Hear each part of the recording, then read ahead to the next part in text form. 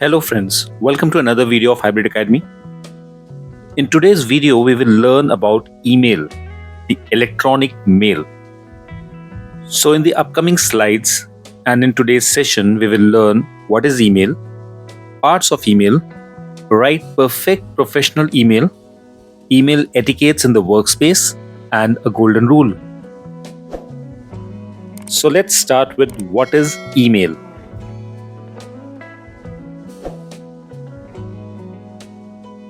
So if we go by Wikipedia, email or electronic mail is a method of transmitting and receiving messages using electronic processing devices like mobile, laptop, or desktop computer. It was conceived in the late 20th century as the digital version of or counterpart to mail, which was sent earlier in physical format over paper and was shipped from one location to another. In 1971, the first ARPANET network mail was sent, introducing the now familiar address syntax with the @ symbol designating the user's system address.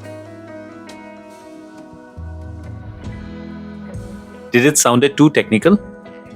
Let's do a small comparison between the postal mail and the electronic mail, that is email. The mail or post is a system for physically transporting documents and other small packages, as well as a term for the postcards, letters, and parcels themselves. Electronic mail is a method of exchanging digital messages from an author to one or more recipients. Email operates across the internet or other computer networks. If we talk about the address, for postal mail, physical address is used to send or receive messages. For electronic mail, it uses electronic addresses to send or receive messages. If we talk about the route, specific route for postal mail is followed, whereas for electronic mail, there is no specific route to be followed. For stamps, postal mail uses physical stamps, whereas electronic mail uses digital stamps. If you talk about the cost, postal mail is a lot costlier than email, whereas if you compare the electronic mail, it is too much cheaper. Time, the delivery of postal mail is slow and it may take days or even months. Emails are delivered in very short duration from seconds to minutes. For multiple recipients, in case of postal mail, you have to send individual letters to each person and will have to pay postage for each letter that you send. This is also a time-consuming process. In case of emails, you can send copies of letters to multiple recipients at no extra cost and at the same time. If you talk about the flexibility, in case of postal mail, you can send and receive packages, magazines, toys, gifts, and many more via postal delivery but not by electronic mail. Whereas in case of emails, they are very fast but they lack the flexibility of regular mail, and it only allows to send the attachments of documents along with the email.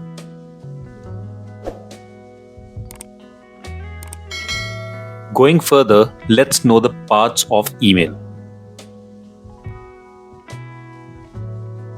Every email has some standard parts. When we compose an email, the very first thing that is visible is the from or sender's email ID. If you are composing an email, this will be your email ID from which the email has been composed and will be sent. So you will be the sender of this email. Then comes the address of the recipient or the person to whom you are sending the email. This address is mentioned in the to section. This email address can be one email or multiple emails separated by a comma or semicolon. After to comes the CC, which is the carbon copy. Now the address which is mentioned in the carbon copy gets an exact copy of the email which has been sent to the person in the to section. However, the other person has not been directly addressed and is just receiving a copy for his information. He or she whose address is mentioned in the CC section or the carbon copy section is not liable to reply to that email. The third section for the recipient is the BCC, which is a blind carbon copy. Blind carbon copy allows the sender of the message to conceal the person entered in the BCC field from other recipient. This means that the person whose address is mentioned in the BCC section will know that this email has been sent to who all people in the to section and the CC section. But the people who are there in the to and the CC section will not know that this email has also been sent to the BCC section person. So that is why this is called blind carbon copy. Next is the subject of the email. This is one of the most important section of the email. This is a small description or brief of the complete email, that why the sender has sent this email. The recipient or the receiver at the very first instance can only see the sender's email address or name along with the subject of the email. So based on the subject, the receiver decides whether he has to read that email or not, whether that email is of his benefit or not. So the subject is the first impression or the first look of your email. And if the subject is not impressive enough for the receiver, he or she might not even open your email. Next comes the email body or the content, where you can write your complete mail, complete content or the context for which you're writing the email. This is the body section, and this body can be formatted using the formatting tools which are available in the emailing software. And this formatting can be bold, italic, underline, text color, alignment of text, and many more. Now these features of email formatting vary between different applications. So in one application you might get more features, and in other you might not get so many features. The next option is of attachment. Using this, we can attach any sort of document along with our email. Usually email servers do not allow executable files like .exe and .bat to be sent as attachment. However, any document, whether it is Word, Excel, PowerPoint, a zip file, or an image or a video, these all can be attached along with the email. Once the email is composed using all these options, it can directly be sent using this send button, or we can even schedule it for later sending. So suppose if I am drafting an email right now and I wish to send it after 2 hours or maybe tomorrow, so I can schedule it to be sent on a particular date and time. And after that we click on the send button, but the email stays in the outbox of the application and is automatically sent to the receiver at the designated date and time. This overall makes the job easier, that you can even compose an email in advance to be sent on the next day or maybe next hour as per your requirement. Going further, next comes the most important section of this session, that is how to write perfect professional email.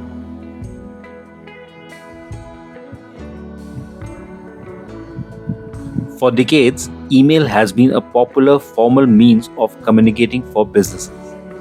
It is fast and also allows the recipient to respond. We can use it to pass information to the other party in fewer words. However, writing an email is not as easy as we think. We must adhere to some rules for our email to look and sound professional. Without that, the email will look unprofessional and the recipient will either delete it or push it to the spam folder. We all want that when we send an email, the recipient should reply to our emails positively, right? Well, it all starts with how we draft the email and avoid writing unprofessional emails. We will learn here how to fix such mistakes to write professional emails that get replies, deals, sales, and long-standing business relationships. Going further, let's see the reason behind writing a professional email. Do you remember last time when you received a poorly written email and you might have had to read it multiple times to understand the motive behind that, or to look out for the main point and the action required might have been mentioned scattered all over the email. It might have led to an unnecessary long back and forth email thread that could have been avoided if the initial email had been written properly and planned out. This is the worst case scenario. So here lies the beauty of well-crafted email. Not only does it help you, the sender, come across as more capable of showcasing strong communication skills, but also saves the reader so much of their time by only surfacing information relevant to them. Email communication should be treated the same as other forms of communication. You need to communicate with the appropriate person briefly and concisely. Also, express courtesy in your email messages. Here is an example of a poorly written email. Going further, let's see what are the errors which we can avoid making an email unprofessional. No one is perfect, and we all do tend to make silly mistakes just when we are tired or work at the last minute. Here is a list of few points which must be considered as a strictly no error while writing professional emails. Starting with no recipient name. Starting an email with just hi, hello and hey sounds very unprofessional. You won't obtain a response if you send out cold emails to wrong recipients. Sending each email with a generic greeting will cause it to be marked as spam and blocked. It is always good to mention the name of the person to whom you are addressing, or mention it as dear sir or dear ma'am. Next is the grammar and spelling mistakes. Please ensure not to include any sort of grammar or spelling mistakes. The emailing software these days are very user-friendly and they provide a lot of help in checking the grammar and spelling mistakes. Next comes the overly friendly language. Always remember while writing a professional email that it's a professional communication. So you have to be very formal in your language. Don't be friendly or over-friendly because that sounds very unprofessional. Next comes concentrating on features instead of benefits. Often professional emails are used for marketing purposes. Writing professional emails for marketing should include the benefits of the product or the benefits of the services we are providing rather than concentrating on the features, which is a very bad approach. Using excessive punctuation. This is also a part of grammar mistake. However, people do tend to use excessive punctuations like comma, full stop, exclamation mark, and repetitive exclamation marks, repetitive dots, but these should be avoided while writing professional emails. Being too brief and missing the basic description. While writing a professional email, it is good to be to the point. However, please do not be so brief that you miss out the complete basic description of the context. Make sure to describe the main context so that the other person who is receiving the email gets to know the details of the topic you are discussing. Next is unnecessary or multiple CTAs, that is call to action.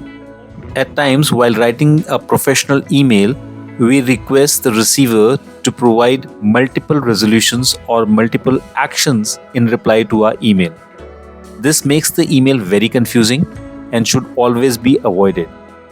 There should only be one or maximum of two CTAs, that is call to action, for the receiver, so that he is very much aware what exactly needs to be done after reading that email. Similarly, mentioning no CTA is also a complete no-no.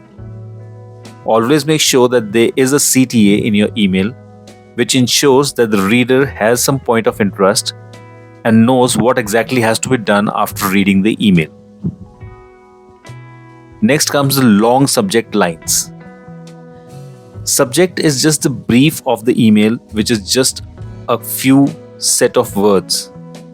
Writing long subject lines makes the subject confusing, and often the receiver is not able to read the complete subject at first instance, so the required information is not transmitted when the email is listed in the inbox.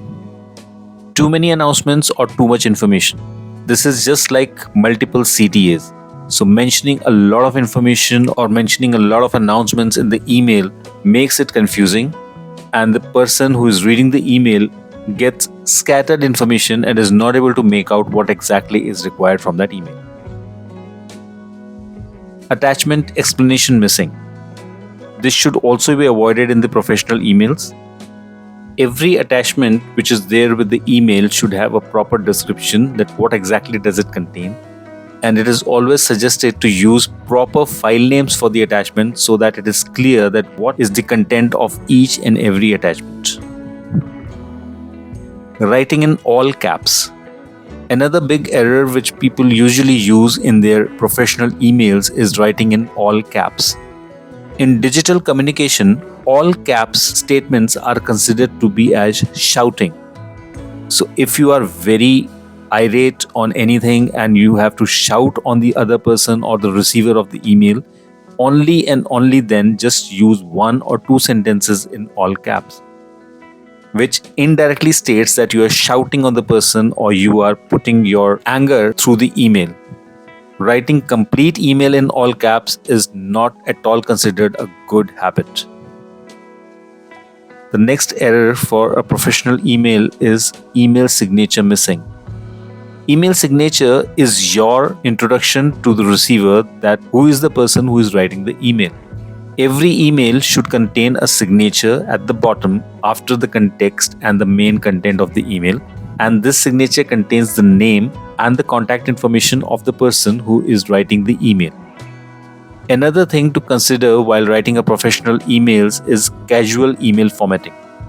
Whenever we are writing a professional email in a formal way, make sure not to use casual fonts, colorful formatting, using funky and funny emoticons. These things are not considered as good for professional emails. Always be very formal in your language and use formal fonts like Arial, Calibri, Barlow. These are some very formal fonts which can be used for writing professional emails. Do not use fonts like Comic Sans or Prescript MT or cursive writing fonts. Last but not the least, always remember to use a formal tone in your email language. Do not be rude, commanding, abusive, and use emoticons, color text, SMS shorthand, etc. in your email, because that makes it totally unprofessional, and these things are not considered good for a professional email. Please do remember these points, as if you are able to overcome these points, that unprofessional email automatically turns into a professional email. Moving further to the next section to understand the structure of a professional email. Start the email addressing the person you are writing email to and mention the main points first, as the opening paragraph of the email, followed by the detailed context in the body of email. By pushing the detailed context back or below the main point, we are giving the recipient the option to read the not so important part of the email. Often at times when we are emailing someone more senior than us, we feel obliged to explain why we are emailing them right at the beginning, so it doesn't seem like we are bothering them. This is actually counterproductive. As the person is very senior, they probably just want to know what you are emailing them about, how they can help to deal with it, and then move on with their own schedules. Once we are done with detailed context, make sure to conclude or brief your email and mention the CTA, that is call to action, as the closing statement, as in you are looking forward to a reply or just an acknowledgement or an approval, etc. Do not forget to thank the person along with regards to read your email and mention your signature as the last part of the email. If you are sending the email for the first time to anyone, make sure you use your complete signature with your name, designation, contact details, etc. Whereas if you write regular emails to the recipient, just mention the first name as the signature. So if we outline the structure of an email, it starts with the subject with CTA and estimated time, salutation, opening brief or main point of the email, context or body of the email, closing sentence with CTA and signature.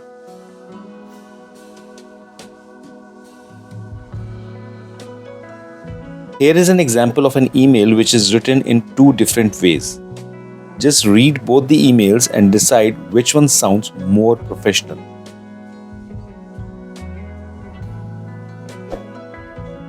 Moving ahead to the next section of this session, that is email etiquettes in the workplace. This is the most important section of this complete video, where we will learn what are the good etiquettes to be used in our email at our workplace. So the first email etiquette we will learn here is to include CTA and estimated time in the subject line. As we have learned, the email subject line is the first line the recipients see after the sender's name when the email is received. A subject line is usually a summary of the email's content. The purpose of subject line is to convince people to open and read your email. Including the call to action when appropriate in the email subject line ensures that the recipient gets to know in advance what exactly is expected in reply to this email. Most of us are familiar of this generic action required in the subject line. My recommendation here is to just take a step further and also include the estimated time it takes for them to do it, increasing the chance of reading the email without ignoring. For example, instead of writing the subject with action required, feedback for project X, write 5 minutes survey feedback for project X instead. This change will probably give the recipient a lot more context to know that it's a survey for project X, which can be done quickly in between the 2 meetings I have. If it is not appropriate to include the estimated time, be specific about the call to action. For example, instead of spending estimates for quarter 4, write, please approve spending estimates for quarter 4. So the recipient knows what is expected or required even before he or she opens the email.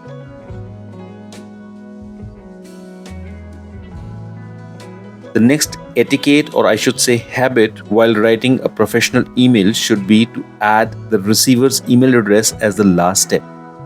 Always ensure to add the receiver's email address as the last step after completing the email draft, and check the names carefully before selecting from the address book. At times, it happens that we click the send button by mistake while we are just drafting the email. This results in sending incomplete email or incomplete information to the recipient and later sending a trailing email to please ignore the previous one, and this is the final one. Also, at times, while writing the email, we refer to something or someone who was initially not the part of our email. So due to that, we might have to include someone additional in the CC section.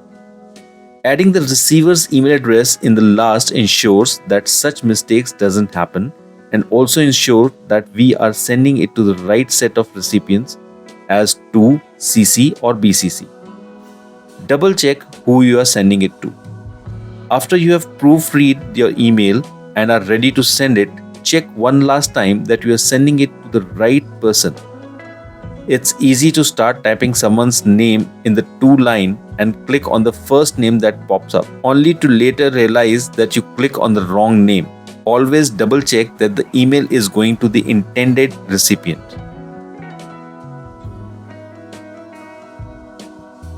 The next email etiquette for writing professional email is to stick with one email thread. One email thread per topic or for the same topic. At times, we send out separate emails for the same topic whenever we have a new idea, suggestion, or follow-up question.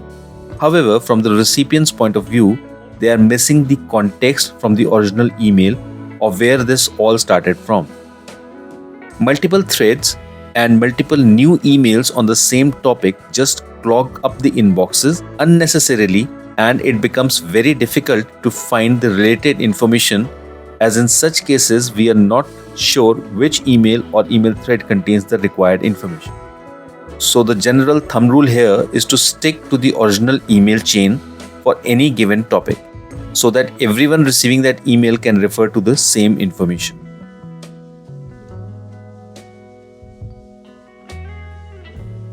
Next email etiquette is to summarize the context in the reply. Let's assume that we receive an email with a lot of disorganized content and a long, wordy, convoluted message which requires to be reread a few times. Just do two things. Number 1, send them this video so that they are aware of the email etiquettes. Number 2, take a few minutes to identify and bucket common points from the email and summarize the message in a few sentences before responding to whatever the email is all about. Not only does this help to confirm that the understanding is correct on both sides, the other party will appreciate the extra effort you took to help them organize their thoughts. Summarizing the sender's main points for them in the reply will make the task easier at both the ends. Next email etiquette is the use of hyperlinks. Always use hyperlinks whenever and wherever possible. This is another personal suggestion from my end. If we are sharing a link with someone over email, we really should take the extra few seconds to hit the Command plus K on Mac or Control plus K on Windows to create a hyperlink to the external website or video. Not only this looks so much cleaner to the recipient than just pasting the big clunky link, but it also decreases the chance of making a mistake by adding an extra letter or deleting one in the original link URL. Lastly, the chances of landing such email in spam is less as the link gets behind the hyperlink text. Emails with a lot of readable links are often sent to spam by the emailing client like Gmail or Outlook, etc.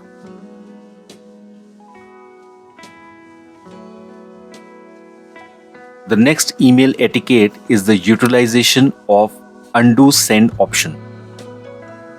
Change the undo send option to 30 seconds.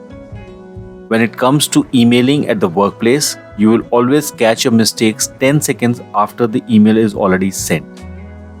All jokes aside, I'm sure we all have been there. We send an email and then we go to the sent folder to read it from the other person's perspective and we realize something is wrong. Again, this is a standard setting we can play around with almost all the emailing apps. Instead of the default setting of 5 seconds to undo send, we continue to 30 seconds for good measure. Next email etiquette is to manage recipients. Always explain why someone was added in or took out from the recipients in the email thread. There are many situations when we have to add someone in to the email thread to get their input or take someone out for any unavoidable reasons or to spare their inbox. A professional and easy way to do this is to add a sentence at the very top of the email, clearly showing who was added in or took out. I personally would like to add parentheses and italicize the font to separate it from the actual email body. This way the readers would immediately know who the new recipients are. Below are the couple of examples for doing the same. The next email etiquette is to decide wisely whether to reply to the original recipient or to reply to the all recipients in that email. Use reply or reply all very wisely. Reply and reply all are two different types of messages that can be sent in an email thread. The reply is a message that is sent to the sender of the original message, while the reply all is a message that is sent to all the recipients in the thread. Reply all can be problematic in email because it sends a reply to everyone who was included in the original message rather than just the sender. This can lead to confusion and unnecessary clutter in inboxes, as well as potentially sensitive information being shared with wrong people. Additionally, reply all chains can quickly spiral out of control and become difficult to follow. It's important to consider carefully whether reply all is necessary before using it in an email. The standard setting in most, if not all of the popular email client is reply, and you can usually find this in the general settings section of the emailing client. Lastly, we have some quick email etiquettes but are really good ones. The first one is to respond timely. A universal professional standard to reply to any professional email is within first 4 hours and latest by 24 hours. Exclusions for this can be non-working hours, holidays, or weekend, so the time can actually be calculated accordingly. Email attachments. It is always good to list the email attachments below the email context body and rename the attachment files in order of use or requirement. Always ensure not to use improper or irrelevant file names as it confuses the recipient regarding the attachment content. Last is the out-of-office notification. Out-of-office messages tell the sender why we can't respond right away, maybe for a day, a week, or a month. Out-of-office messages are automatic email replies that are sent to all the emails received when we are away from work. They let others know that we are unavailable and when they can expect a response to their email. Depending on the reason for out of office, we can include certain details in the message.